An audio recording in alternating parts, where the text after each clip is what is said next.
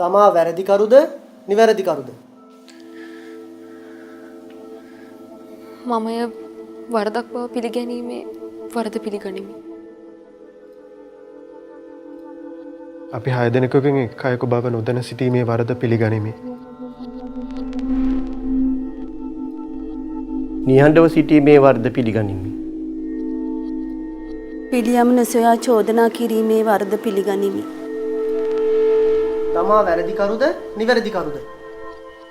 ඇයව අවාසනාවන්තයක් ලෙස ලොවට කීමේ වරද පිළිගනිමි.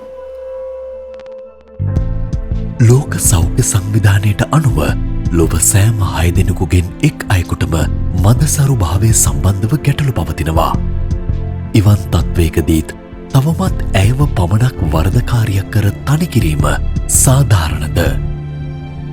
දරුඵල ප්‍රමාදය නිසා ඔබ හෝ ඔබ දන්නා අයෙකු සමාජයේ වරදකාරියක් බවට පත්වී ඇත්නම් ඒ ගැන අපට කියන්න. දහසකුත් කාන්තාවන් වෙනුවෙන් සමාජ අධිකරණය ඉදිරියේ පෙනී සිටින්න අප සූදානම්. ඇයව නිදොස් කොට නිදහස් කරමු.